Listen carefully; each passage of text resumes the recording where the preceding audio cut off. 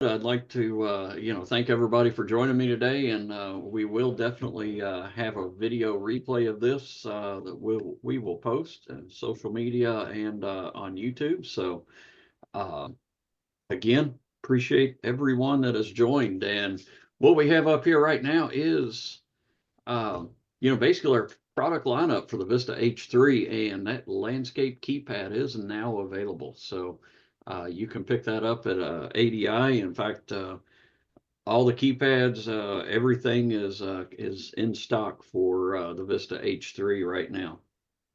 So we will jump right into it.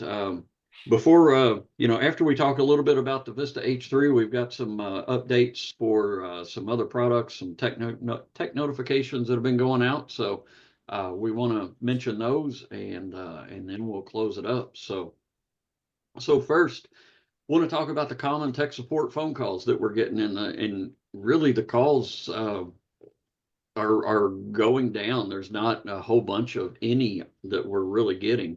Uh, Touchscreen enrollment has been still the number one, where people are trying to enroll an older Pro WL Touch. You all like to call it a Prowl Touch keypad. Um, Trying to enroll that, and it's got old firmware on it and it won't enroll. Of course, you can update that on a Pro A7 or Pro A7 Plus.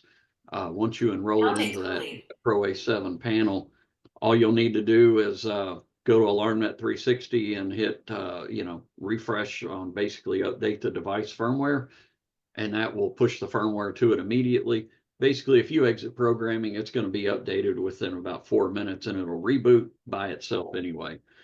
So, nonetheless, uh, there is an approved extender for the, and this actually is not a phone, not a tech support call, but I wanted to put it in here related to the touchscreen. There is a Netgear EX6120 extender if you are looking for an extender that has been tested and approved. I, of course, say that any over-the-counter extender is going to work because, well, it's Wi-Fi. But it's in the manual. It has been tested and approved for use. So if you're looking to set up your touch keypads that are connected to the panel and not using the customer's network, and you need additional range, you can use this extender. Now, I guess the next the second most popular in the past couple of weeks phone call that we've been getting is, how do you disable zones 1 through 8? If you go in and you delete zone 1 through 8 on the control panel, it basically sets it to its default value. So everything you just did, when you're trying to delete it, it just re-defaults that zone, so it's enabled. The way that you want to disable it, say if you're not using all of the zones on board, you don't want them showing up in Total Connect, then set the device type to other and the response type to not used, and that zone will not show up in the zone list, and the zones on Total Connect, or it won't show up anywhere until you need to use that, and then you can go back in and re-enable it. In doing this, you don't have to put any resistors on it. You don't have to strap out the zones or anything like that. So makes it real easy. Let's see. Now, one of the main topic I think that we really wanted to talk about here today was what are the main concerns that we're getting, the main feedback that I'm getting when I do any of the technical training. Okay, and really there's one thing. There is just one thing that we get for feedback that really stands out, and that the panel enclosure is too small. And yes, it's tight. It is a tight enclosure, and that is something that maybe you see the very bottom, the last bullet. With our next release, we are developing a new can, which will have a larger enclosure. You have room to install more things, and we'll even have a separate enclosure that will match so that you can install additional devices if you want to go that route. So that is something that's coming. So one of the things that I want to ask you is it really too tight? I mean, it is tight, but is it too small? The traditional items that you normally put uh, in a Vista, say a Vista 20 or a Vista 15 control panel, number one, I expect is a power supply. Okay, you've already got 58% more aux power. The number of devices that I have operating on my system, um, I don't have a power supply, and I've got basically one of every one of our expanders on there. So 950 milliamps is a lot of aux power, and so when you're considering this control panel, will you really need that extra aux power? Okay. Um, Number two is zone and relay expanders. So our zone and relay expanders are built better than the 4219s, the 4208s, the 4204s for relay modules. They're built better. So do you really need that expander in the can when it comes in an enclosure?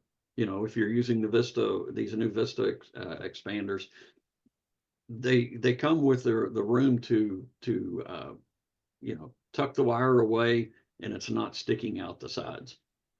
So something else that you know, that typically you put in a can, and that's a siren driver or additional batteries. And yes, you got me, that's valid. And that's why we're developing a larger can, because you do need a siren driver. And of course, there's probably some space over here where you could put a siren driver if you don't have a lot of wires coming in.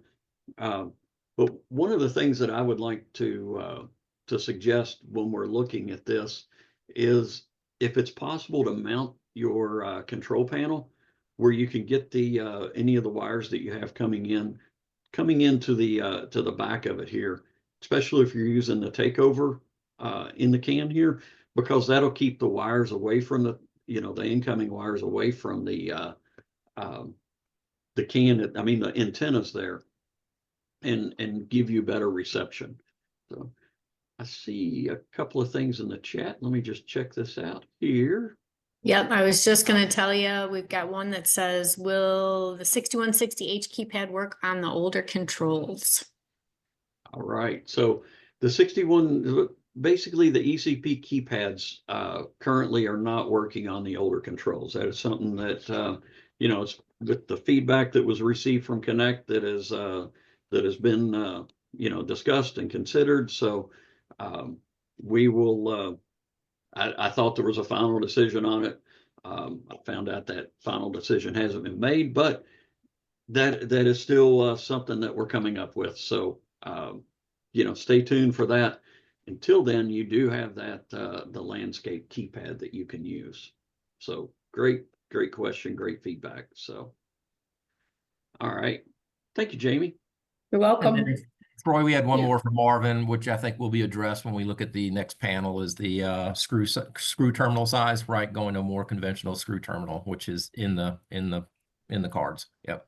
Yes. Yeah. So one of the things that we really got some good feedback on is the in the expander modules where we've got the removable terminal strips. That is also something that we're looking at as an option, not only to have a standard screw terminals, which, in my years of, technical support and, training after that, that's what a lot of people told me that they really liked about our Vista panels and about our panel line is the size of the screw terminals, because it was always easy to connect things. And in fact, one of the feedback that I got from one of our top users is, they said it is a little bit difficult when you're trying to follow the wires down to get the wires in the right spot, in the right connection on this terminal strip here. And that's another, like Quentin said, it's something that we've recognized, and I think you're going to really be happy with what we do with redesigning this circuit board, giving you some good screw terminals and an option for plug-in. So looking forward to that. Yeah, Troy, I'm just going to add, I'm seeing some comments about Eric had made the comment, right? And again, look, my 168 that I just replaced, which was the old Vista 20s, I had the zone expanders inside the can, right? We had provisions for it with the little tabs and mounting, right? I ended up keeping my old can where it was, keeping the devices that I was going to use in that can and just kind of routing things over to my box. But I think, Eric, our goal to address that is going to be with the being able to purchase an additional can if you want to add these other devices. Because I think if we look at what's already on that as far as the communication module, the Z-Wave, the wireless card that's on there, that can would get huge if we start thinking about allowing every device to get plugged in. So I think it's going to be more of the additional enclosure that will be available to you on those installs that you might have out there. Yeah, and Paul says get those expanders out of the can. Worst way to troubleshoot on a Vista 20P, and techs never keep them neat. Evidently, Paul's seen some of my wiring, because my wiring's no good. It's bad. All right. All right. So let's look at this. So I wanted to recognize the top 3 users in our network of the Vista H3. These are companies that have either made the decision to actually, this is the panel that they're installing, or they're taking, they're investing not just in, I bought one panel and I'm bench testing it, and well, you put it on the bench and you forgot about it. They've installed multiple, and they're testing these and evaluating them at this point. So Suffolk Security, Tamburello Protective, and Security Alarm Corporation are these 3 companies. They are the top 3 users, meaning not only have they installed them in January, but guess what? February, they've already almost doubled. Well, some of them have doubled the number of panels that they've installed. Talking to one of these, they have 2 more lined up ready to go. And these panels aren't just going into, little houses or whatever. Paul told me one of them, I think, was a $15 million house that he was installing a Vista H3 in, or had installed it. So, these are quality systems. So 25% of all Vista H3 installations have been made by First Alert Premier Pro professionals. Okay. Probably not the exact words I'm supposed to use there, but I like to put them together that way. So, so 25% at this point have been installed by you all. And if you want to compare that to, of all of the Pro Series panels that are installed by all dealers right now, 32% of those are installed by you all, by our network. Okay. So question I have is, Suffolk Security, Tamburello Protective, and Security Alarm Corporation, what do they know that you don't? Okay. What is it that they figured out about the system that you don't know yet? So I'm going to get some feedback from them, and we'll find out. So one of them, the first picture that I want to show up here of managing a clean installation. This one wasn't on the list, but oh my goodness. David Morris, you've got a very nice installation looking, here. Can you tell me anything about it? Well, I had an HAI panel. Obviously, the bottom right can is the HAI. We used it as a J box to. I was all in. I was HAI lighting, fully integrated with Control 4. Dreaded for years transitioning over to anything. Mapped it out, planned it. The system went in seamless. I understand maybe somewhere later this year, at some point in time, there may be a driver for Control 4, but what was important to me is I didn't want to lose any ground. And I had, 20 to 30 smoke devices, whether it be heat carbon monoxide, smoke detectors. So, and they were all, of course, well past the 10-year life. So I went, one go, they all go. My first day in the transition was we took all the existing smokes down, put up new smokes, absolutely loved them. Used to heat the carbon monoxides. We had everything programmed before we went on site, and it was seamless. We lost no ground going to Control 4. I actually went from Skybell to the new doorbells, and so I would say we gained ground. We used the relays to communicate from the H3 to Control 4.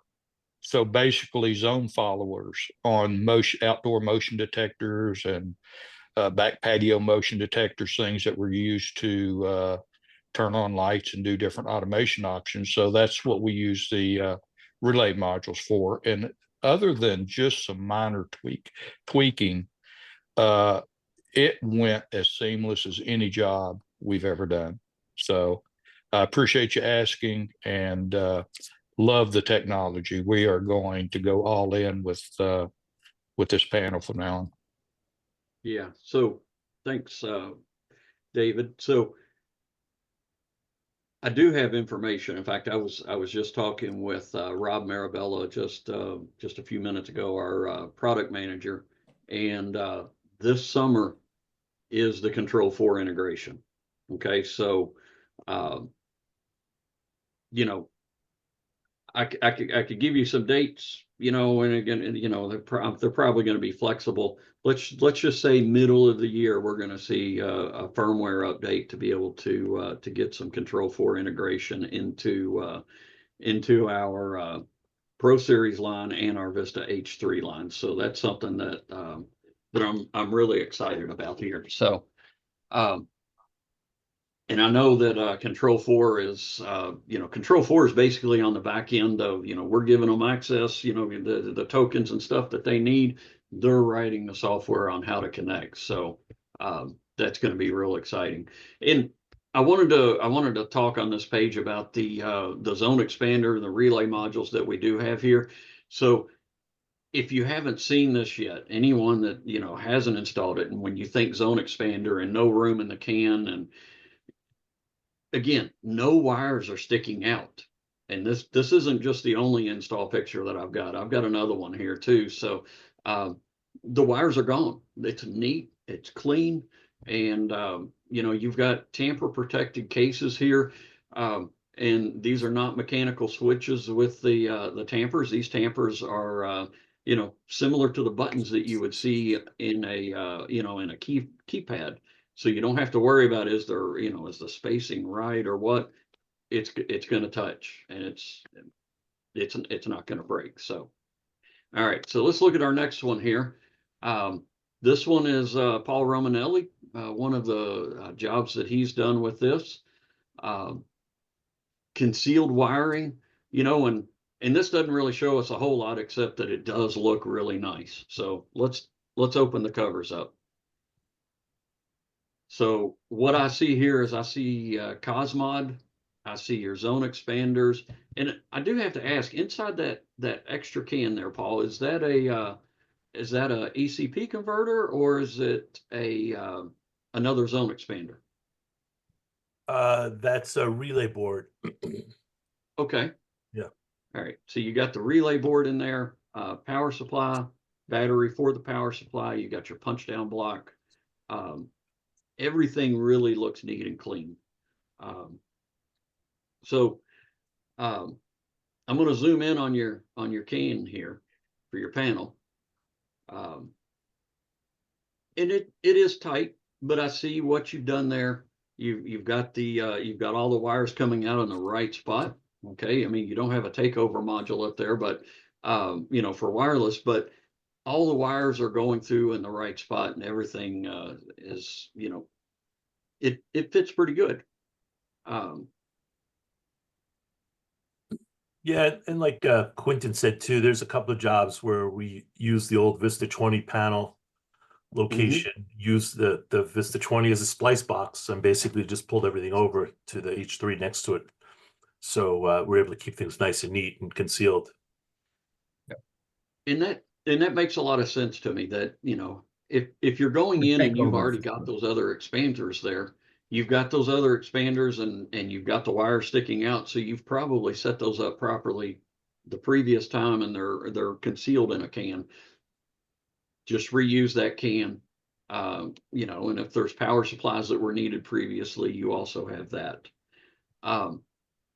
So I do want to, thanks Troy for that message there. I do want to talk about what Rod Maitland said here about the Vista 20 cells, wireless receivers, and the distance from the wireless receiver. Okay. It's basically the 128 panels that we always said, don't put your 5800 receiver in the can or right next to the can. We had a 10-foot distance recommended there. With that, it was because the 128 panel had a really, really noisy circuit board and polling loop. That was introducing noise into the 5800 receiver. And of course, that caused interference and reduced range. For the cell communicators, I always just thought it was a really great idea, and to try to isolate that, keep them away from each other. Basically, when you're looking at a 5800 receiver and it's got the LED on there, you know that if that LED is flashing or glowing on a regular basis, that's interference, and that's where you would keep those distance separated. One of the things that I do fear about, wireless going right down by the antennas is that you could end up with some interference there. However, one of the things that Quentin and I noticed is with the antennas in the can, the way that they're configured could be the quarter wave bend that it has. We both saw increased range with that 5800 wireless over a 5881. And am I remembering that correctly, Quentin? No, absolutely. I ended up just dumping the old 5800 receiver and just keeping it because it was far superior in range to what I had there. Yeah. And that also goes back to another thing that we said about 5800 wireless and the receivers always have the antennas pointed straight up or straight down. But now we've, and not to bend them, but now we've got to bend. Well, antennas, if a little bit, which I know a little bit about RF, it's not my strongest point, but I do know that if you bend an antenna, you have to bend it on the quarter wave, the half wave, the eighth wave. You have to bend it in the right spots. If you don't, you're going to mess with the gain of that receiver, or transmitter. And Troy asked, are we still recommending purchasing a 90-degree adapter for the network cables so the door will close? So, Paul, I see that you have an adapter, or I see that you have the cable installed in the can there. And I know when I was recommending and I was saying to use the 90-degree adapter, that was when I was exposed only to the pre-release can. Can you tell me anything about the space in the can for that cable? Now we haven't had an issue. I think the first couple we did where we had the first cans out there, they were tight, but as long as the guys put their ends on properly and secure everything, it seems to be okay. We haven't had an issue since.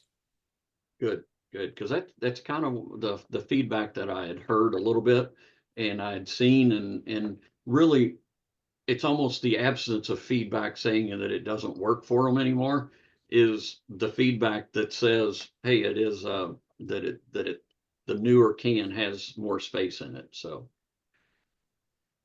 all right, so I like it. It's neat and it's clean. And let's look at one more. We have Aaron with Security Alarm Corp. Do I see Aaron on here? I can't see everybody on my. I'm here. Screen. Yeah. Oh, there you are. Yeah. Sorry, reading the names and people. So, Aaron, I appreciate you you joining us here.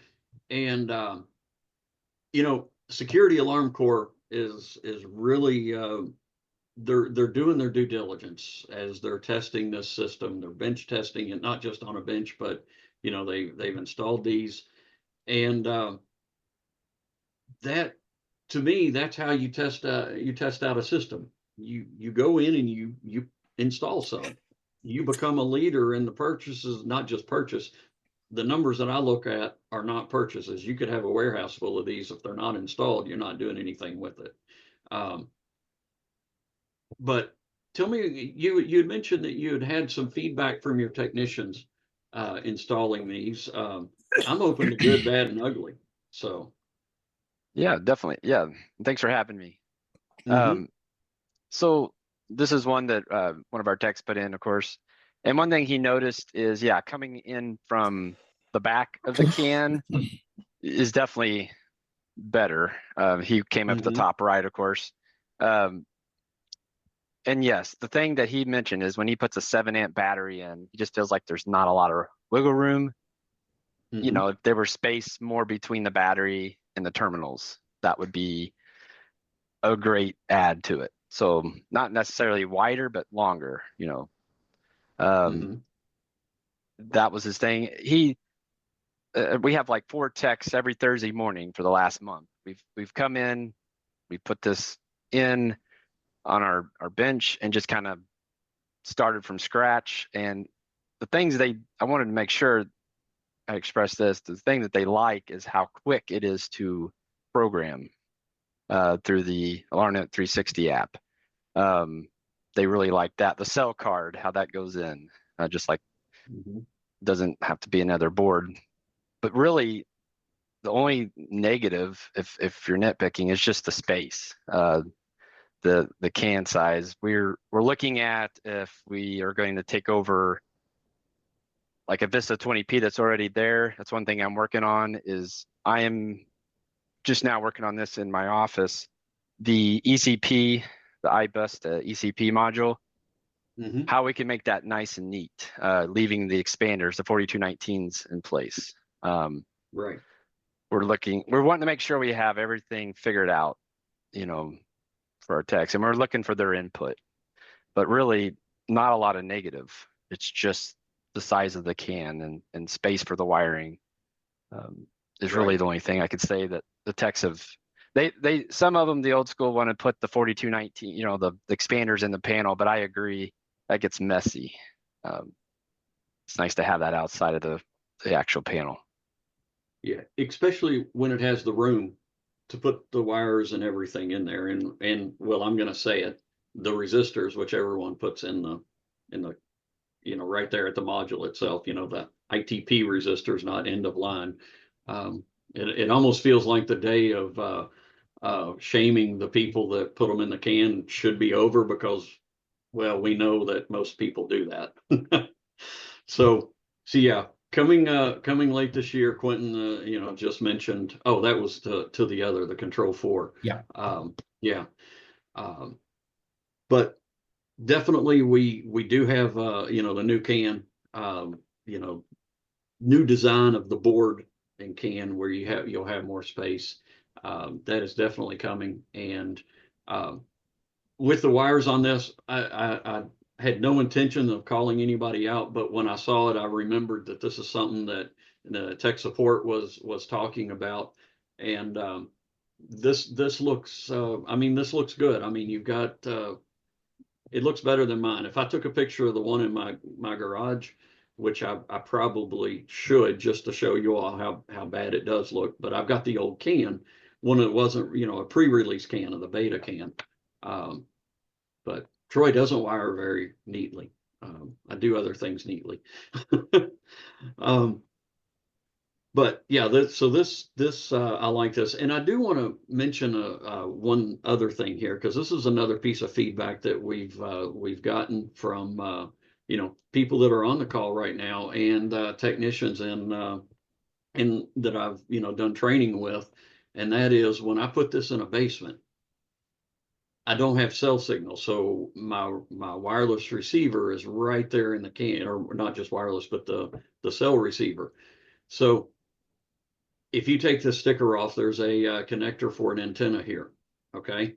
Um, if you order the same kit that you've always used, or the antenna the outdoor antenna that you could put anywhere else in the house.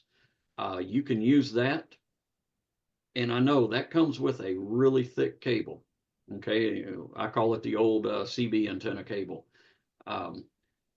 One of the things that we are trying to certify and just get some specs down on is an RG59 cable. In fact, I do have one right here if I haven't. Yes. So RG59 cable is based with an SMA adapter. Let's see, can you see it? Yes, keep it in front of me. Basically, this is the type of connector that you're using anyway on the antennas. So if you're using that, you're eliminating adapting to the F-type cable, the really thick cable, and you're gaining 3 dB by not using the heavy duty cable.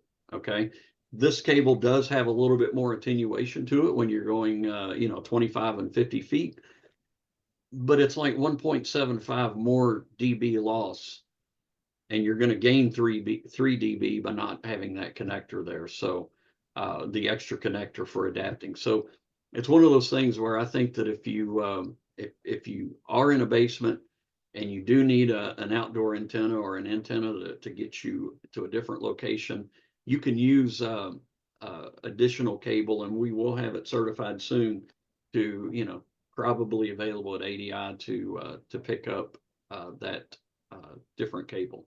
So. Troy, I'm sorry, is that an RG6 or is it going to be different size cable?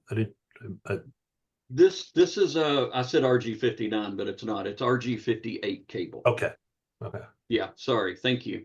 I misspoke, and it's written right there on the bag. But we used to use those years ago with Sirius satellite antennas when we had to move them up, and we bought the adapters, same adapters that you guys have for the cell card we've used for the radios. It worked really well. Yes. So there was a former First Alert dealer in Georgia, Ackerman Security, that back in the 2G, 3G transition days, they were looking for antennas. And they had found an aftermarket, just from an antenna supplier, which I'm sure that's where we get our, he says, who is Ackerman? Nice, Eric. So anyway, they had found a magnetic antenna that they were using for the 3G radios that had this wire on it. They would put it on mounted either on top of the can or wherever. It's a small wire. It's easy to fish through the walls. So they were using those, and they were getting them from a supplier in Georgia, and having a lot of good success with it. So I feel confident that engineering is going to come back and give us the go ahead with this antenna cable. But I just wanted to go ahead and let you know, because that's one of those objections, hey, my panel's in the basement. Well, all you have to do is get the antenna a little bit higher. And I've come across so many people that don't know that there is an antenna connection on this cell card. So neat and clean. Good job, Aaron. Good job, everyone there with the installations. So let's what about just additional feedback from anybody else? What have you seen? Do you have something that that might be a pet peeve that we haven't brought up yet? Something you've experienced that you really liked? For Troy, me, oh, I'm sorry, go ahead. Yeah, Troy, I would be curious too of what would keep you from selling H3 today? So the only issue we're having is that we're doing a development and new construction is not being able to have it on Wi-Fi. And then having to go back and roll a truck to set it up so that we can take updates on it. So Yeah. not having, so you're putting it in as new construction, and there's Well, no it's a new Wi-Fi construction, there. right? So when we go back and do the finish, they haven't moved in yet. They don't have internet service yet. Right. Yeah. So one of the things that you, so you're not going to set up the account. I'm trying to work my way through this. No, we'll So, set up the account. We'll get it all programmed up, but then mhm. Oh, we won't go okay. back and demo it probably for like, another month until after we've done the finish on it. Understand, yes. So if there's a way to remotely maybe set up Wi-Fi, or just make it so all these, including the Pro, can take or these updates, over cell and not have to have internet. Okay. That's good. Because the I'll amount write that of down. I firmware know, updates that I know coming you and in I is are great. talking here in a little while later, so good to see you, Tom. Yeah. I just want to make a note, thinking about that. So, And then also perfect. for remoting the radio, maybe just do like be able to use the LTM-PX radios on the ECP bus. You know what I mean? Mm-hmm. You're not the only one that I've heard ask that question. Seems a lot easier than running an antenna. Hard to put those on a $5 million house. Yeah, Paul's done it on a 13. No, it was 15. But we have 4 in the field, and I think we have 3 more to go. And we were just going to Awesome. pause for a little bit, make sure we weren't having any issues. The only thing I can't get working is the onboard trigger cable to reset our Cosmods. So we've been using Okay. modules, but they've been working fine. So I will, I know that Cosmod, excuse me, I know that Paul is using the Cosmod in his installation, so maybe I can, I'll talk with Paul and find out what issues we might be having, you might be having, and see if we can't get those figured out for both of you, or for you. I mean, Yeah, we so haven't used the onboard triggers yet. We've been using a relay module as well. Yeah, it's to try to save the cost of the module just for a simple right. function like that. We used to use the Right. triggers on the Vista 20s. Okay. Sounds good. We will, I'll definitely figure out what's going on there and see if we can't get an update sent out on social media networks, and we'll see if we can't fix it and let you know. So keypad support, Chris Sizemore mentions, I guess this would be one of the reasons that they aren't selling it.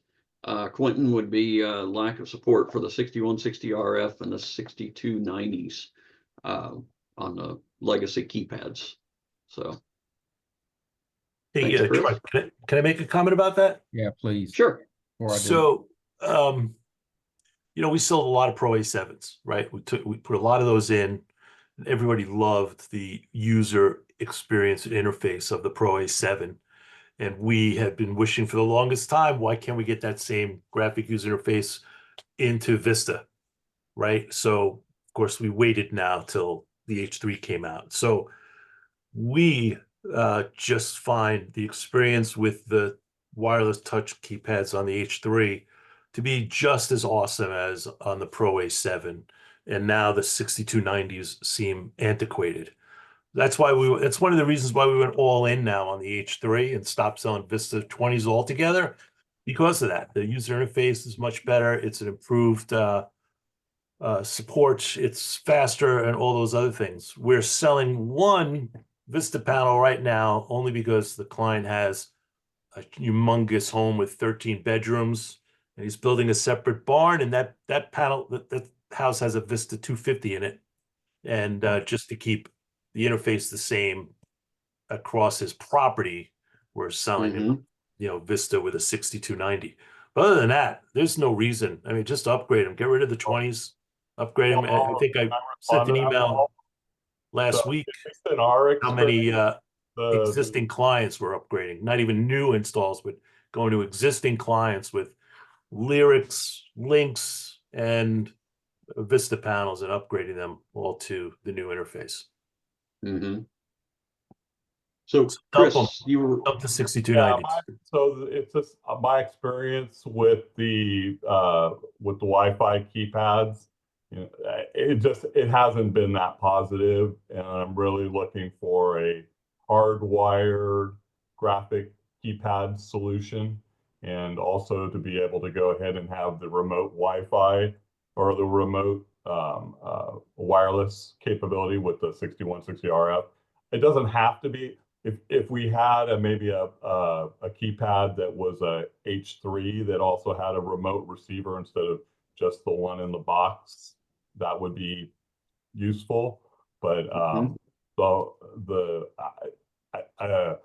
wireless Pro Series keypads have just been nothing but problems for us over a period of time. They just a lot of them just die and they go blank, and I have to go out and replace them.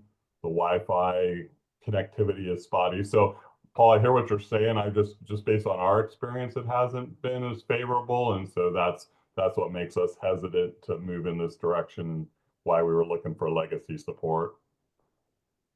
Yeah, so a couple of things about that.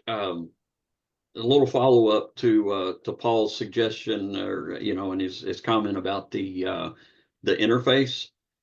I will be honest with you. I was never a fan of the 6290 interface, especially the newest version of it. I would get lost. I'd be like, just give me my console mode. When I would set these up at trade shows, in the past years, I'm like, just get me my console mode so I can go in and do what I need to do. Where the interface on the Pro Series is so much better in the Vista H3. And about keypad issues that you've had, the thing that I'm excited about is all of those basically are really fixed, as far as having to roll a truck to because you've got a mesh network and these keypads drop off. So firmware updates, one of the things I'm going to talk about here in a minute. Firmware updates for all of your Pro Series systems with those keypads, that's basically available for you to push out now, and will start being pushed out again within the next. We'll talk about that in a minute. A lot of the issues that I believe we've seen with the keypads just going dead. I know Marvin has had a couple of them. That is something that if we have one of those keypads, we wanted to we can evaluate it and see what's going on. Some of these have been because of the distance of the wire that's being installed. So I'm not saying it's all of them, but there's been a few that we've seen that happen too. So it is something that has been looked at, and I believe they if you have one that just goes black, and get in contact with me, send me an email. I'll send you a shipping label, and we can get that sent up to New York and find out what is happening with it. So I made a shipping label. I got two. I got one that's all right. Remember to send me an email, because after this meeting, the mind just kind of travels. No, I appreciate it. And Chris, I genuinely understand the concerns, and I know you were a huge early adopter of the those keypads, but I look at all the improvements that have been made, and I just look at the experience I'm having in my home now since I've made the switch. I think you got to give it another shot. Yep. Okay, I appreciate it. Yep. Yeah. And you know what, Paul? You led me right into this. And there's been a couple of people say, the Pro Series has 250 zones. Why did you release the one, or the Vista H3 as only 64 zones? Well, if we look at all of the systems that are on Total Connect, this is a way that we can take a snapshot. We can look at all the systems that are on Total Connect. 92% of them have under 32 zones. Okay, so if you start adding up, another 6.3% of that under 48 zones, the group of 48 to 64 zones is 0.92%. And that leaves us with this total up here, 99.786% of the systems installed on Total Connect have less than 64 zones. So there is that spot for those large systems like you're talking about, Paul. Yeah, definitely. But it's 0.21% of those. I think that you'll find that this panel will fit almost any installation you have out there. There's a few that it's not going to, but it will fit almost any installation. So, in my opinion, the time is now. We have an alternative to a 25-year-old hardwired Vista technology. Okay. We have a better Total Connect experience with this. You have reliable user sync.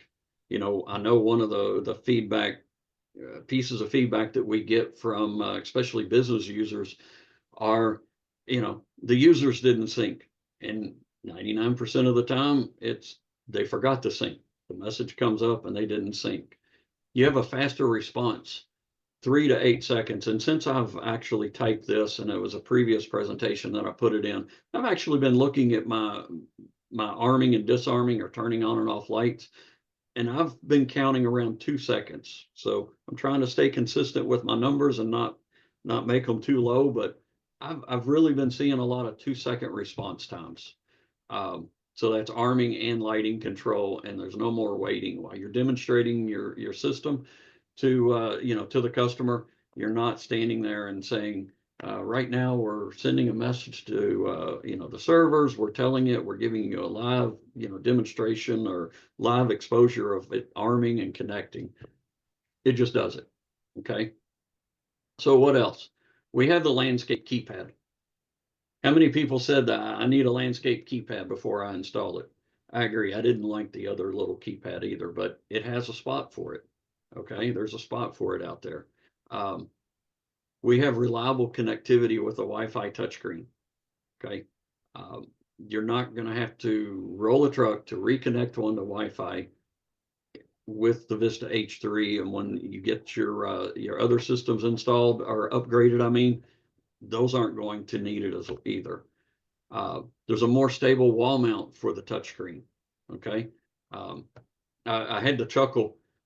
Paul asked me. He said, "Hey, that new touchscreen doesn't mount to a single gang box anymore." Sorry, Paul, but it doesn't wobble. And then we have an increased and acceptable wire distance for the touchscreen. Okay, and you know, that's something that I actually have a screen of here in a minute. We'll review those numbers again because there's another something that I want to mention about it. But you know, in my opinion, you know, it's time to sell the Vista H3. You know, if you're on the fence about it, think about, you know, I'm installing a hardwired system in someone's house. Do I want to install today's technology, or do I want to install yesterday's technology and have it run fast? So, all right. So, in other news, all right, we got technical notifications. There is a new Pro 6 Mini, and we have First Alert branding coming. So, first, technical notification number 119. Okay. And by the way, if we don't tell you about it, things that are happening, it's just you're not listening in the right spot. You need to make sure you go to My WebTech and sign up for technical notifications. You will get these every time they're sent out. And these are important notifications. They'll tell you when there's firmware being updated. So please make sure that you go to My WebTech and sign up specifically for notifications for every product that is not used for marketing. And So, I'm going to add to that, Troy, right? Make sure that your techs are subscribed to My WebTech. It's probably the toughest challenge that we have as a team. My team will tell you, I harp on this all the time, is that our biggest challenge is communicating not with the people who routinely attend our calls. We appreciate your and your participation on every one of these, but it's getting that message down and filtered into the rest of your organization. So please, if you want to have someone send us that list, we'll help them get registered. But please filter this information to them, because we know how frustrating it can be for one of your techs to be on site.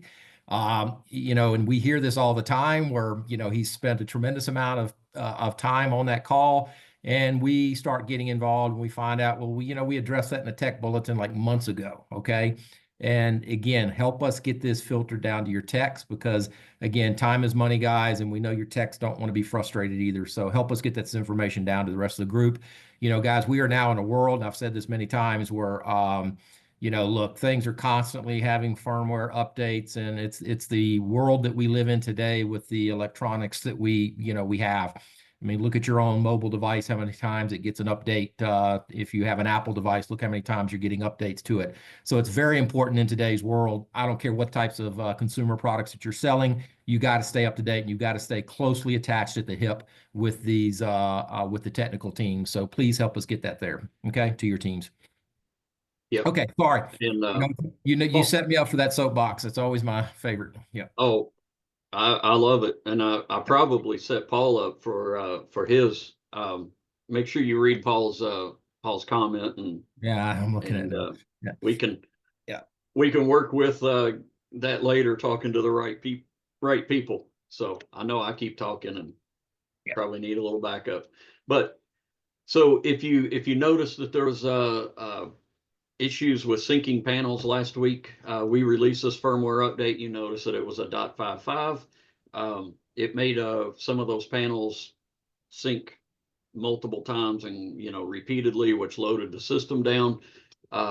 We stopped the firmware updates of that. We fixed that little issue that somehow slipped through, and it is now a .57. That is available on AlarmNet 360 right now. I believe some of the systems that had been updated have been re-updated. You've probably noticed that. But the .57 update will, and the auto update upon registration will begin again very, very soon. Okay. Now let's look at this next one. Tech Notification 120. Coming to an end of life on the original Total Connect IP cameras. So that is coming in the end of July. And of course, the VX series is far better than any of these. If you have any of these that are still out there and operating, your customers are using them, just, make sure that you get in touch with them, and there's a way we can run a report. You can get a list of any of your customers that have active cameras to sell them the new VX series. The next one is TechNote 121. The radios that are listed there on the screen will be getting a firmware update starting the week of February the 24th. That is yesterday. So these are going to be updated, or if you're on site, you can press and release the test button, and that will initiate the firmware update for those. Okay. And the new Pro 6 Mini 3. Pro 6 Mini 3 is it's got a little bit different case on it, and it has a longer battery life. Where is it here? Three thumbs up on that. Longer battery lifetime. So the people that the company that was building the Pro 6 Mini 2 for us, there was an end of life on that product, and it is redesigned. I have to say it's better because it has a longer battery life. Range is still going to be the same. The one thing that will be missing is the blue LED for magnet alignment, but it does have a little line. You can't see it in this picture, but it does have a little line in the center of both of these so that you're aligning the magnet correctly. Okay. So Troy, what does a thumbs up equate to battery life? I'm just kind of curious what that ratio is. Well, it's 3 must, 2 must be. I don't know. I just figured this group would, is one thumb up a year, 2 thumbs up is 2. yeah. I did a screenshot of that slide. So, okay. Yeah. We'll try to get that for you. Yeah. Yep. Marvin had a question. Do we know what battery, I guess, is your question? Yeah. Same battery, CR2. CR2. Okay. Yeah. Basically, it's same size transmitter. It's a little bit longer, I believe. But yes, in the brown and black cases, those are not yet available for it. So go pick up a can of your favorite brown or black spray paint for these if you need them. So the one thing, Troy, with those cases though, that I'll miss with the legacy ones is that the case you have to pry open versus it doesn't have the slide snap. And so if you're not, and it only has it on one side. And so for maintenance on those, it's going to be a little, the case design's a step backwards a little bit. It's like having to do the old, the micros where if you don't use the screwdriver very well, you damage the case. Okay. So there might be some of the cases that we need to have some spares in our customer service office in case you need to replace some of those. Having brown and black pieces will be good. Yeah. Well, now you just made me sure I'm going to go put an order how on the mini twos. Okay, cool. All right, so I'm going to get to it one more time here. So the like I mentioned, the improved Pro WL Touch WA charging mount fixes the wobble, has a 9-volt DC transformer, gives you a lot more distance. Okay. There's been quite a few people ask me, can we just hook this up to 12 volts coming out of the Vista H3 panel? So I did some checking, and the peak inverse voltage, the way it was told me, is 12 volts. So it's not 12.5 volts, it's 12. And they say don't connect it to it because that's going to fluctuate up to around a 13 volts. Will be around 13 volts. So I might not have believed them. So ask me how I know that it doesn't work. Mine doesn't work. And of course, I went ahead and put 14 volts on it. I just hooked the power supply up to it just to see what it would do. The little LED still works on it, but it doesn't charge the keypad anymore. So just to let you know, not to do that. You got to fix that. They got to get a 12 volt to that. We just don't get enough outlets on a job site. Yeah. So I will tell you that that coming with the next keypad, the next wireless, the next version of the Pro Series or the Vista H3 wireless keypad will also be a hardwired keypad. It will be the same keypad that will do either hardwired or Wi-Fi, and it will hook directly up to the keypad bus. So in the past, we had suggested to, before we came out with this new 9-volt here, we had suggested, to use the voltage adapters. So if you wanted to use the voltage converters, you could use a 12-volt to 9-volt converter right there at the panel. And that way you're taking your 12 volts, connecting directly to the panel, you're sending it out to the keypad. Doesn't really matter which end you put it on, but you can hook up that 9-volt converter and still power it from the panel and not have to worry about finding an outlet somewhere. Again, going back to that little $6 upcharge, I guess, but it is an option for you. And that's all I have. And looky there, it's 12:01. I didn't think it was going to take a whole hour this time. But any closing comments, suggestions anyone has? Or?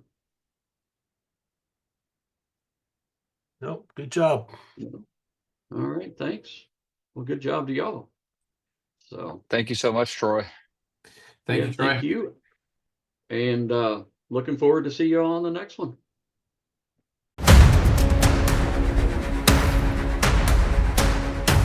Thank you for attending Tech Talk with Troy today.